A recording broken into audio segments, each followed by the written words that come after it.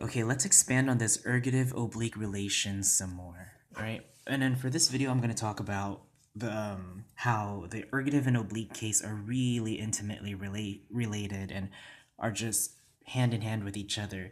But I'm going to emphasize more on the ergative side rather than the oblique side, because the oblique side is really easy. It's an easy concept to grasp, and it's just more of like the to me, for you, for them, for him, for her, to that kind of stuff.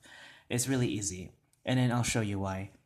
Right, so going back to the Sa and Og family markers, remember how the non-focus family, which is Sa and Og, they're the non-focus. They share similarities, a lot of similarities. Besides being a non-focus, they also share the root, I guess, yeah, the root words of the pronouns that they have for the ergative and the oblique case. And if you remember, if you look back or if you watch the non-focus video, you'll understand what I mean with the similarities of the pronoun case that they both share. Now, the og plus the noun from a previous video I said makes it so that the og itself, literally just og itself, og or oga, just og plus a noun, makes it so that it's a non-focused, non-specific noun, right? But if we are still talking in the og sense, in the og family marker, and we want to use an ergative case pronoun, right? So if we use an ergative case pronoun with a noun, right, with it, that's marking the noun, so an ergative case pronoun that marks the noun, we get a possessive pronoun. All right, that's a key thing to know. Know that an ergative case pronoun plus a noun, right, gives us a possessive form of that noun. And I'll show you with the examples. And finally, the ergative case pronoun plus a verb, and I explained this in the previous video, makes it so that it is a non-focus non-focus personal pronoun. Okay?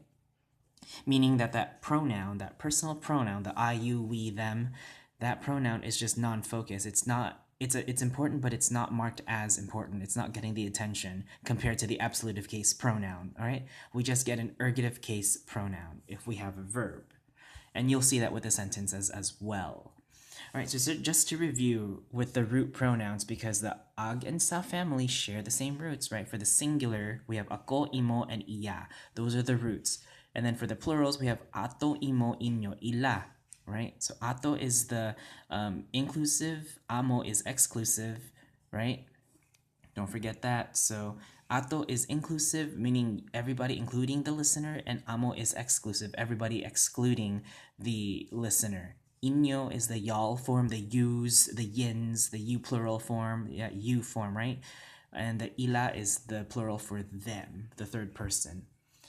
And moving down here, if we use the E sub 1, so the first set of ergative, which is the prepose, right? Remember the prepose ergative, we get our root pronouns plus the nga, right? Gives us these roots plus an ng ending. Because why? They all end in a vowel. So nga ligature changes to an ng ending when it tacks onto a vowel at the end. Remember that.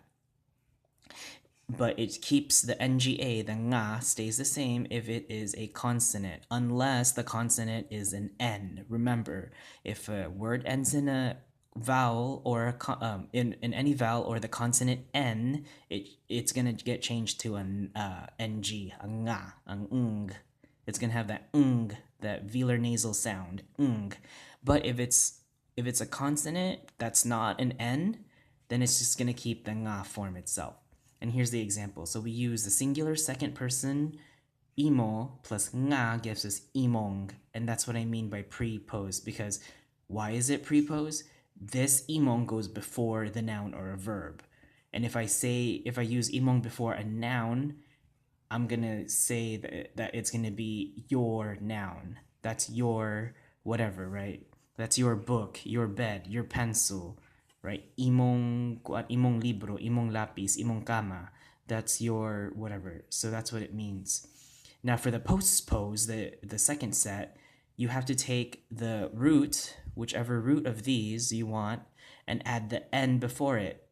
Remember the nako nimo niya, nato namo ninyo nila.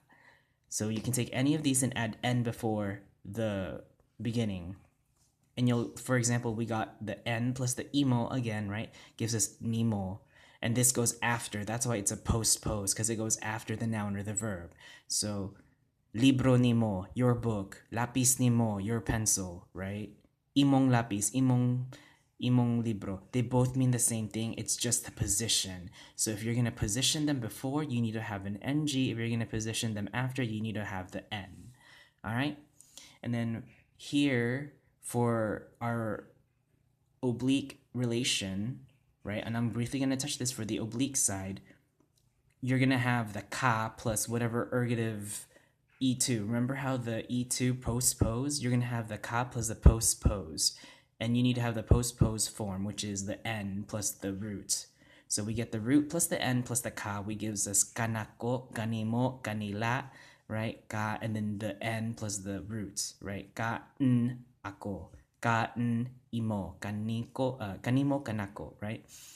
And then for the ergative form, just the regular ergative form, right? You just take the sa, right? Because remember, sa is a part of the oblique case family. Remember that sa.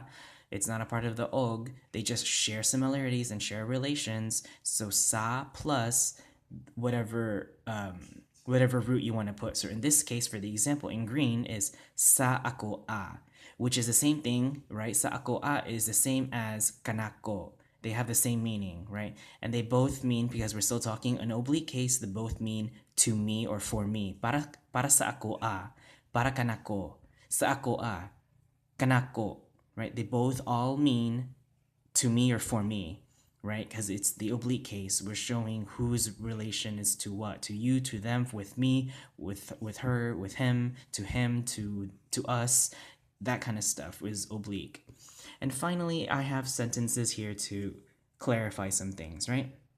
First sentence, niadto ka sa akong balay. You went to my house, right? You went to my house. Niadto ka sa akong balay. Notice, ni and ka are both marked in blue because they're the absolutive and the focus of the sentence now, right? Akong is underlined in green to show that it is the possession, right? Because ako nga balay, akong balay, it's that prepose one.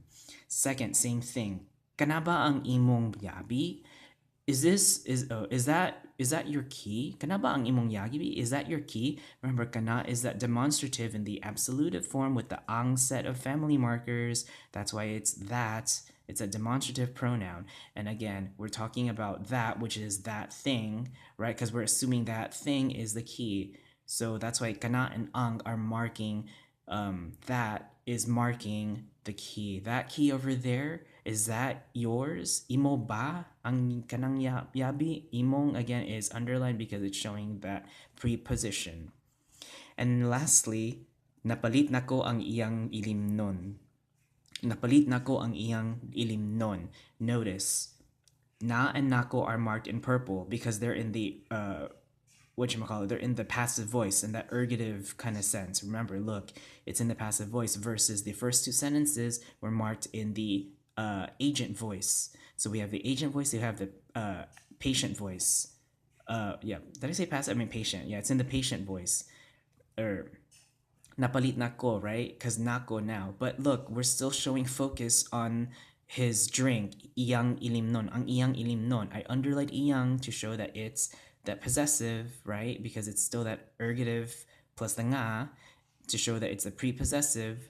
I can also flip it and say ang ilimnon niya, right? Ang ilimnon niya, which is going to be the n plus the iya, right? Same thing. They both mean the same thing. But I'm marking ang iyang ilimnon as the focus because what happened here, the conjugated verb was forced us to make it so that it is in the ergative, right? Or in that patient voice. I hope this is making a lot more sense now.